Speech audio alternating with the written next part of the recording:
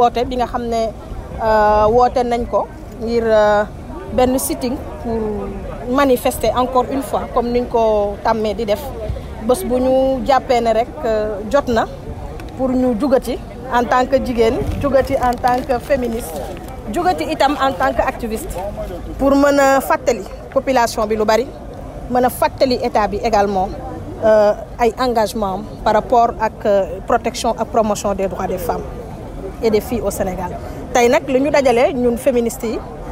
li ñu dajale ñun activistes yi parce que bu ñu fàtte ne fii ay féministes mais am na ñoo xam ne xëy na peut-être woowee wuñu seen bopp féministe waaye ay jigéen lañ te mbir mi lu leen concerné la ba tax ñu jug ànd ak ñun tey ñu booloo doon benn pàcc booloo doon benn doole ngir ñu mën a ñëw témoigner suñu désolation suñu indignation par rapport ak li nga xam ne xew na fi muy kaawu Lewis di xale bu am fukki at ak juróom de nekk fële ci Mbour ñu sàkku ko ba pare jël ay image am vidéo nañ ko sàkkoo ba pare tas ko ci média yi muy loo xamante si ni lu doy waar la duñ na gulleet nag ndax yàgg nañu jigéen ñi yàgg nañu dund lu mel noonu waaye li nga xam ne moo ci ëpp solo mooy du ñu tàyyi mukk di wax du ñu tàyyi mukk di jug du ñu tàyyi itam di rappeler ku ci nekk say ay responsabilité tàmbale ko ci ñun en tant que féministe donc tey loolu moo ñu fi dajale ngir ñu wax doy na sëkk ñëw ànd ak suñu ay pancarte ànd ak suñu ay activiste ànd également ak ñi nga xamante si ni gëm nañu li ñuy def bokk nañ ko gëm ngir ñu mën a ñëw wax stop wax doy na wax ne dootuñu ko nangu wax ne itamit dootuñu noppi donc loolu lu am solo xam ngeen ne bu ñu waxee wàllu viol suñu mënuñu bañ a wax la loi 2020-05 bi nga xamante si ni état du Sénégal voté na ko en décembre 2019 l'Assemblée nationale nga xamante si ni promulgué nañ ko muy loi boo xam ne li njariñam mooy viol sàkku la mu doonee woon délit ñu jëlee ko ci délit yóbbu ko mu doon crime maanaam délit nga xam ne bu ñu leen daan denc ñi nga xam ne ay ñoom ñoo def acte yooyu ñu jëlee leen ci ñetti at mais fi mu toll nii ñetti at ba juróomi at waaye fi mu toll nii gën nañu yokku daan bi ba fukki at ba ñaar fukki at loolu muy nekkoon loo xam ne victoire bu rëy la woon ci sénégalais yëpp nag particulièrement ci femmes yi waaye gis nañ ne boobu ba tey viol yi arrêté wuñu te li ci gën a doy waar mooy que ne tey dañu seetlu ne acte de viol yi nga xam ne ñu ngi koy jugé dans les tribunaux pour ñu appliquer loi bi dans toute sa rigueur c'est un réel problème donc li ñu ci seetlu mooy soit dañ koy def détournement de mineur def nañu am na benn cas bu récemment bu ñu jugé à Diourbel boo xoolee cas boobu noonu 3 ans la ñu tëj waa ji te 72 ans la am mu sàkku xale bu am fukki at ak ñeent donc il faut que loi bi ñu appliquer ko dans toute sa rigueur loolu aussi suñu plaidoyer la donc loolu mooy li nga xamante si ni bokk na ci suñu ay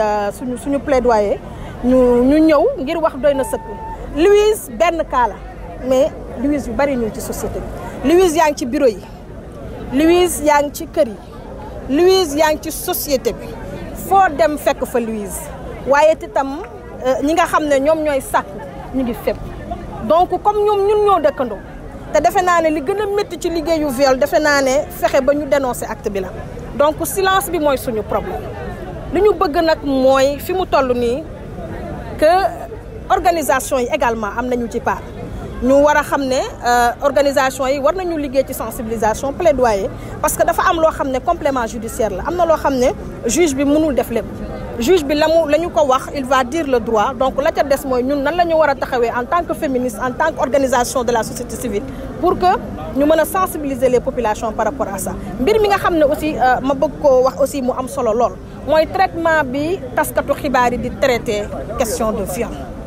boo xoolee sax rencontre bi ci cadre boobu la parce que dañu waxoon ci suñu biir dañuy am vaste programme bu rëy boo xam ne dañu ko tëral ngir mën a waxtaan ci ñi nga xam ne médias yi nan la ñuy traiter affaire de viol des fois ñu gis article boo xam ne suñu fit day rëcc ndax da ngay gis article boo xamante si nii nañu koy bindee dafay sexiste tellement que ñun dañuy tiit dañ naan est-ce que ñoom dañ ci jublu information wala dañ ciy jublu discrimination wala stéréotype et ça c'est un réel problème il faut quand même le dire donc programme boobu moom la ñu tegoon ngir mën a liggéey ak taskatu xibaar yi ci wàllu formation pour gën leen a mën a jàngal un peu cette intégration des termes yi nga xam ne moom moo baax pour ñu mën di ko surtout ñi nga xam ne ñoo def papier donc loolu moo nekkoon li nga xamante si nii ci cadre boobu daal la ñu goxoon sitting bi lii ñëw nag dal ci ñu ne nañu intensifier action yi ñu organiser sitting bi ci la ñu ko organiser comme ça pour mën a dugg ci programme boobu noonu nga xam ne yaatu na bu baax a baax a baax donc bu ma mënee juste conclure pour wax ne dootuñu noppi ci Sénégal dootuñu noppi ndaxte ñi nga xam ne ñoom ñooy violé dakul te nañ leen waree sanctionné woo leen ko ba tey état na mu waree sanctionné violeurs yi sanctionné wuñ leen. ci loolu lan ngay wax état bi. li may wax état bi di ko exhorter rek mu mën appliquer la loi dans toute sa rigueur maanaam la nga xam ne moom la ñu jagleel loi bi di wàllu peine jëlee ko ci fukki at ba ñaar fukki at ñu respecté ko loolu ci luy yombal liggéey bi lay bokk. mbir mi lan la nañu yaraat góoru Sénégal nañu yaraat góor ñi ndaxte bu fekkee ne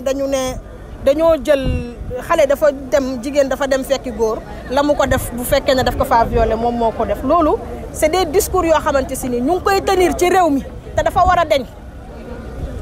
dara justifié wul viol te defe naa ne am na ñoo xam ne tëj nañ leen fi ci te pourtant bu ñu bañ ci plaidoyer boobu noonu fa lañ ko tegoon que ne ñoom ñoo leen fekki mais du tee loi bi dal na ci seen kaw loolu nekkul cause pour justifier viol. Lolo, on l'appelle nous la culture du viol, bien que le concept est un peu problématique pour certains, mais on reste sur notre fin pour dire que culture du viol là. Et wax ne tey jii dafa mel ne Sénégal ni ñuy jëlee mbiru viol dañuy contribuer di yokk viol au lieu que ñu di ko wàññi dañuy contribuer di ko yokk ñun nag ay jigéen lañu ay yaay lañu dëgg la waaye suñu rôle ci wàll wi mooy ñu wax société bi ne leen ak bépp jigéen ak foo munti nekk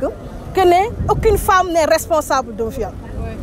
Aucune femme benn jigéen deful lu ñu la violé nañ ko wax mu leer nañ ko wax ñëpp dégg ko képp kuy jigéen ñu sàkku la képp kuy jigéen ñu daal di la sàkku na nga xam ne la ñu la sàkkoo nekkoo ca lenn ka la sàkku moo ko def kooku sàkku moom moo la ko def kooku nag yoon dafa war a dal ci kawam kooku loi bi dafa war a dal ci kawam kooku waratuñ koo tëj ñetti at waratuñ koo tëj ñeenti at waratuñ koo def kooku dañ koo war a tëj ci ni ko loi bi tëralee depuis 2020 avec la nouvelle loi maanaam dañ koy jëlee ci fukki at yóbbu ko ci ñaar fukki at loolu la ñu bëgg nañu appliquer loi bi dans toute sa rigueur loolu mooy suñu taxawaay